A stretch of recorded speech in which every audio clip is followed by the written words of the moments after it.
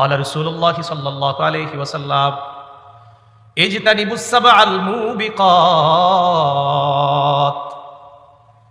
নবী বলেন 7টি ধ্বংসাত্মক অপরাধ থেকে বাঁচো। 7টি অপরাধ এমন যে অপরাধগুলা মানুষকে ধ্বংস করে দেয়। ক্বালু ওয়া মা হুন্না ইয়া রাসূলুল্লাহ, এই 7টি অপরাধ কি আপনার কাছে জানতে চাই। নবীজি বলেন 1 নাম্বার আশ-শিরকু বিল্লাহ, আল্লাহর সাথে শিরক করা। আল্লাহর সাথে শিরক করা। শিরক কি জিনিস সহজে বুঝেন। 30টা রোজা রাখছেন, ঈদের দিন আপনার আপন আব্বার কবর জিয়ারত করতে গেছেন, আপনার জন্মদানকারী পিতা, তার কবর জিয়ারত করতে গেছেন, এটা তো ভালো, অবশ্যই ভালো কবর জিয়ারত। আপনার বাবার কবরও জিয়ারত করার শেষ করার পর আরেক আব্বার কবর জিয়ারত করতে গেছেন। কথা আরেক আব্বা বলতে আমরা অনেক সময় অনেকে বাবা বলে সম্বোধন করি, হতে পারে যে উনি আমার বাবার বয়সী, উনি আমার শ্রদ্ধেয় বাবার মতো, তো এরকম আরেকজনের কবর জিয়ারত করতে গেলেন, এটাও খারাপ না, কবর জিয়ারত খারাপ না, এটা তো অবশ্যই ভালো। কিন্তু কবর জিয়ারত করতে গিয়ে আশেপাশে তাকাইলেন, তাকায় দেখলেন কেউ নাই, তখন ছোট্ট করে একটা সিজদা দিয়েছেন কবরে। কি করছেন? কেউ দেখে নাই আপনার, তো না দেখলে কি হয়েছে? কে দেখছে? যিনি আপনার রমজানের 30টা রোজার প্রতিদান দিতেন তিনি দেখে ফেলছে, অতএব শেষ, সব শেষ।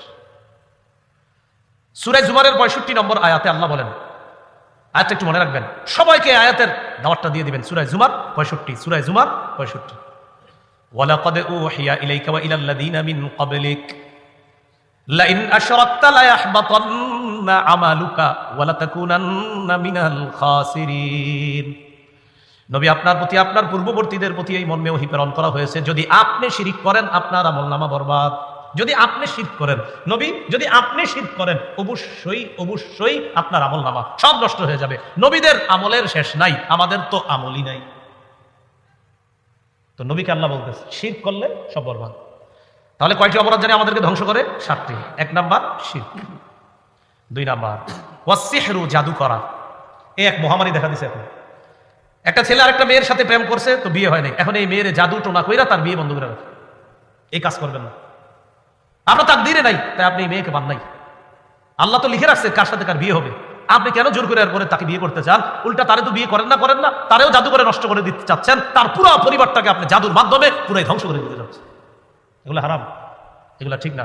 যে ঘরে এই সমস্যা আছে নিয়মিত সূরা বাকারা পড়বেন, নিয়মিত সূরা বাকারা পড়বেন, যদি একটু বড় সূরাটা।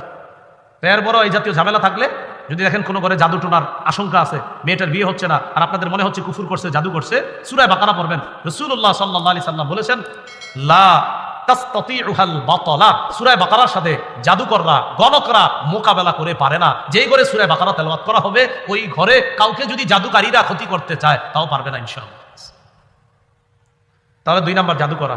জাদু আমরা কাউকে করব না, আমাদেরকেও যেন কেউ জাদু করতে না পারে, তাই বলেন সবাই তাই।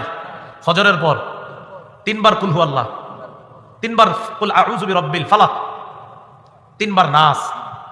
তাহলে 3টা সূরা কয়বার করে? 3 বার, 9 বার পড়বো। পরে এই যে দেখেন শুধু সামনের দিকে এইভাবে, আপনি ফু না দিলেও কিছু হবে না, বাকি ঘুমের সময় ফু দিবেন।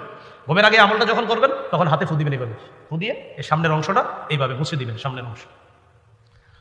তাহলে ফজরের পরে 3 বার কুল হু আল্লাহ, 3 বার ফালাক, 3 বার নাস। জোহরের পরে কুল হু আল্লাহ 1 বার, ফালাক 1 বার, নাস 1 বার। আসরের পরে কুল হু আল্লাহ 1 বার, ফালাক 1 বার, নাস 1 বার। মাগরিবের পরে কুল হু আল্লাহ 3 বার, ফালাক 3 বার, নাস 3 বার। এশার পরে কুল হু আল্লাহ 1 বার, ফালাক 1 বার, নাস 1 বার। বুঝে থাকলে একটু জ্ঞান খাটায় বলে দেন তো, ফজরের পরে কয়বার? মাগরিবের পরে কয়বার? আর বাকি 3 ওয়াক্তের পরে কয়বার? 1 বার। মাশাআল্লাহ। আল্লাহ মনে রেখে প্রতিদিন একদম কালকে ফজর থেকে একদিনও যেন না ভুল হয়, আমরা আমল করার চেষ্টা করবো ইনশাআল্লাহ। কয়টি অপরাধ ধ্বংস করে? 7টি। 1 নাম্বার শিরক, 2 নাম্বার জাদু, 3 নাম্বার ওয়াকাতলুন নাফসিল্লাতী হারামাল্লাহু ইল্লা বিল হক, অন্যায়ভাবে কাউকে হত্যা করা। নাসাঈর বর্ণনায় আল্লাহর নবী বলেন মান কাতালা উসফুরান আবাসা আজ্জা ইলাল্লাহি ইয়াউমাল কিয়ামাহ, দুনিয়ার মধ্যে কেউ যদি একটা চড়ুই পাখিকে অনর্থক হত্যা করে, চড়ুই পাখিকে অনর্থক হত্যা, কারণ আপনি বলতে পারেন হুজুর আমি তো খাই, খাওয়ার হত্যা না, বেচারা গাছে বসে রয়েছে, আপনারা 2 বন্ধু রাস্তা দিয়ে যাইতে যেতে গুলাল মারছেন চড়ুই পাখিরে, এই দেখ আমার হাত কতটা মজবুত, চড়ুই পাখির গায়ে লাগছে, মরে গেছে। নবী বলেন কিয়ামতের ময়দানে ওই চড়ুই পাখি হত্যাকারীর বিরুদ্ধে মামলা করে বলবে আল্লাহ এই ব্যক্তি কতালানি আবাসা, অনর্থক আমাকে হত্যা করেছে, ওয়ালাম ইয়াকতুলনি লিমানফাআ, কোনো উপকারে আমাকে হত্যা করে নাই। মাবুদ যদি আমাকে হালাল পদ্ধতিতে জবাই করে খাইতো তাহলে ঠিক ছিল, কিন্তু এই ব্যক্তি আমাকে অনর্থক হত্যা করেছে, আমি বিচার চাই। চড়ুই পাখি, তাহলে মানুষ মারলে কি? তাহলে হত্যা, দুনিয়া বরবাদ, আখেরাত বরবাদ। 4 নাম্বারটা বলি, যদিও আপনাদের এলাকায় হয়তো এটা অপরিচিত, তারপরে বলি, কিন্তু ভবিষ্যতে কখনো হইলে আমরা এটা বর্জন করবো, বলেন ইনশাআল্লাহ। বলবো 4 নাম্বারটা, ওয়া আকলুর রিবা, সুদ খাওয়া। হুজুরের দিকে এগুলা চিনে মানুষ কি বলে। 4 নাম্বার সুদ খাওয়া, এটা দুনিয়া বরবাদ করে, আখিরাত বরবাদ করে। যারাই অপরাধে লিপ্ত আছে আমরা সবাই দোয়া করি আল্লাহ যেন তাদেরকে ফিরিয়ে আনেন। ভাই সুদ খান না, ফিরে আসেন। সুদের ভয়াবহতা অনেক বেশি, আল্লাহ হেফাজত করেন। সুদ লেখা, আমার নামটা পাশে লেখা সার্চ দিবেন, লম্বা বয়ান আছে সুদের, লম্বা বয়ান আছে সুদ সম্পর্কে। 16টা ভয়াবহতা সুদের, এক বয়ানে 12টা, আরেক বয়ানে বলছি 16টা। তো 16টা যেখানে বলছি ওইটাই শুনেন, ওইটা বিস্তারিত আলোচনা। এগুলো আপনার 4 নাম্বার। 5 নাম্বার, ওয়া আকলু মালিল ইয়াতীম, এতিমের সম্পদ অন্যায়ভাবে ভক্ষণ করা। বড় ভাই মারা গেছে, যাওয়ার পর তার 3টা সন্তান এতিম। এবার চাচা চিন্তা করে কলমের খুসায় কিভাবে তাদের জমিগুলো নেওয়া যায়। ওয়া আকলু মালিল ইয়াতীম, এতিমের সম্পদ অন্যায়ভাবে ভক্ষণ করা। আল্লাহ বলেন, ইন্নাল্লাযীনা ইয়াকুলুনা আমওয়ালাল ইয়াতামা যুলমা ইন্নামা ইয়াকুলুনা ফি বুতুনিহিম নারা ওয়া সায়াসলাউনা সাঈরা। যারা এতিমের সম্পদ অন্যায়ভাবে পেটে ঢুকায়, তারা পেটে আগুন ঢুকায়, আগুন আগুন। যারা এতিমের সম্পদ খায় তারা আগুন খায়। আমি এক অংশ, বাকি অংশ আপনারা। এতিমের সম্পদ যারা খায় তারা কি খায়? এতিমের সম্পদ যারা খায় তারা কি খায়? আগুন খায়। ওয়া সায়াসলাউনা সাঈরা, পরকালে এরা প্রজ্বলিত আগুনে প্রবেশ করবে, জাহান্নামে প্রবেশ করবে। আল্লাহ আমাদেরকে হেফাজত করুন। 6 নাম্বার, ওয়াত তাওয়াল্লি ইয়াউমাজ যাহফি, জিহাদের ময়দান থেকে পলায়ন করা। আল্লাহ যদি কখনো জিহাদের সুযোগ দেয়, ইনশাআল্লাহ আমরা স্বতঃস্ফূর্ত অংশগ্রহণ করব, পলায়ন করব না। নিয়ত আছে ইনশাআল্লাহর আওয়াজ আসতে তাহলে একটা হাদিস শোনাই, তাহলে আওয়াজটা বাড়বে। ক্বালা রাসূলুল্লাহ আলাইহি ওয়াসাল্লাম, মান মাতা ওয়া লাম ইউজাহিদ আও লাম ইউহাদ্দিস ফি নাফসিহি মাতা আলা শু'বাতিন মিনান নিফাক। যে ব্যক্তি মারা যায় কিন্তু জিহাদ করলো না, অথবা জিহাদের সংকল্প রাখলো না। যে ব্যক্তি মারা যায় জিহাদ করলো না অথবা জিহাদের সংকল্প রাখলো না, সে নেফাকি মৃত্যুবরণ করবে। কি মৃত্যুবরণ? মুনাফিকি মৃত্যুবরণ। জিহাদের নিয়ত থাকতে হবে। জিহাদ মানি, বলেন সবাই জিহাদ মানি, সন্ত্রাস নির্মূল করা। বলেন জিহাদ মানি, সন্ত্রাস নির্মূল করা। জিহাদ আর সন্ত্রাস সম্পূর্ণ আলাদা। সন্ত্রাস অপবিত্র, জিহাদ পবিত্র। এবার আপনারা বলবেন জিহাদ আর সন্ত্রাস সম্পূর্ণ আলাদা। জিহাদ পবিত্র, সন্ত্রাস। এই কথাগুলো বেশি বেশি বলে বুঝাতে হবে সবাই। তাহলে 6 নাম্বার, জিহাদের ময়দান থেকে পলায়ন করা, এটা অপরাধ। 7 নাম্বার, ওয়াকসফুল মুহসানাতিল মুমিনাতিল গাফিলাত, সতীসাদী মুমিন নারীর উপর মিথ্যা অপবাদ দেওয়া। সতীসাদী মুমিন নারীর উপর মিথ্যা অপবাদ। পুকুরের পশ্চিম পারের আব্দুর রহিমের কন্যার বিয়ে ঠিক হয়েছে। তো সাধারণত আমাদের এলাকাগুলোর কিছু এলাকায় এরকম বদভ্যাস আছে, একজনের মেয়ের বিয়ে ভালো জায়গায় ঠিক হওয়া, পাশের জন সহ্য করে না, হ্যাঁ এত ভালো জায়গায় বিয়ে কেন।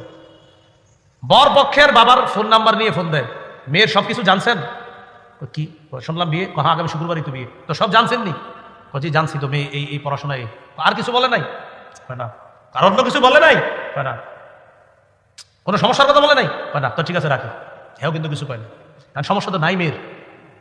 এই যে একটা কথা বলে রেখা দিছে, ছেলের বাবার মেজাজ মাথাটা কি হবে এখন আপনারা বলেন? ঘটনা কি? কি সমস্যা কি আসলে? কি সমস্যা?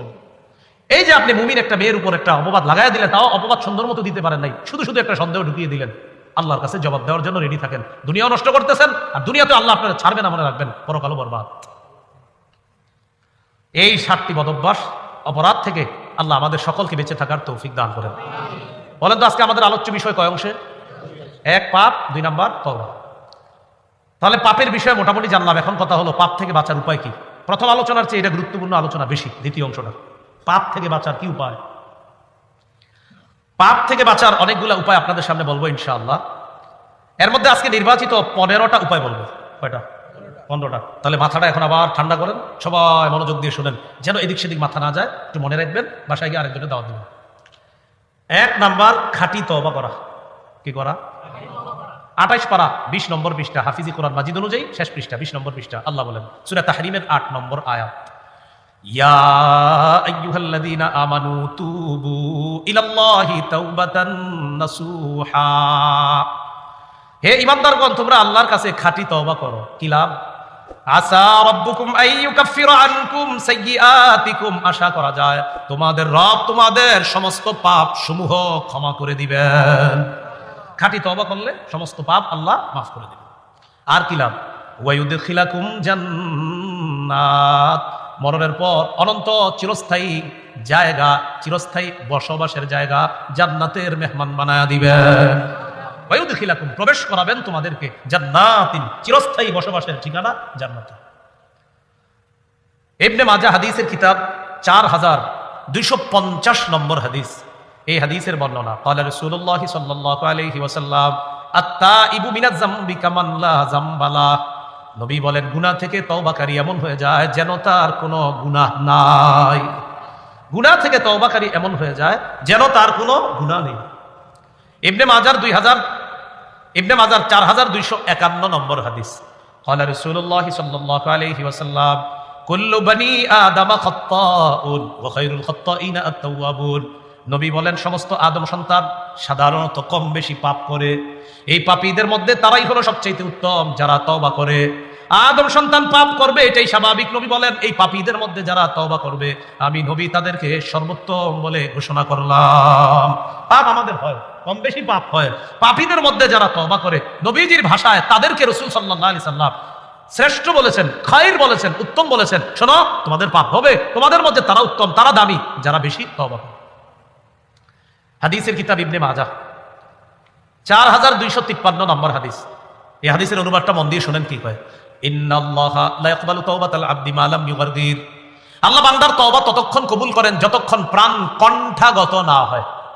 প্রাণটা কণ্ঠাগত না হয়, এই যে বের হবে হবে হয়ে যাচ্ছে হবে এখন, ততক্ষণ পর্যন্ত তার তওবা কবুল করেন। এখন আপনারা এক কাজ করবেন, এই অপেক্ষা বসে থাকবেন, হুজুর তাহলে প্রাণ যখন এখানে আসবে তখন তওবা করব, কারণ আপনারা তো জানেন কবে এটা আসবে। তাহলে নাউজুবিল্লাহ, এরকম না, বরং আগামীকাল না, এখনই মনে মনে সবাই তওবা করে ফেলেন, আল্লাহ আমারে মাফ করুন, তওবা করে ফেলেন মনে মনে এখনই। তাহলে বলা দরকার নাই, আপনি এখনই তওবা করেন। কিছু বিষয়ে দেরি করবেন না, এর মধ্যে একটা হলো তওবা। আপনারা কেউ গিয়ে নামাজের দাওয়াত দিছে, ভাই চলেন না নামাজটা পড়ে আসেন, আসর নামাজ, এটা বললেন না আগামীকাল পড়বো। আপনি আসরের নামাজটা আজকে পড়েন, আগামীকাল বাঁচবেন, এটা নিশ্চয়তা কোথায়? আল্লাহ আমাদেরকে কথাগুলো বোঝার তৌফিক দান করেন।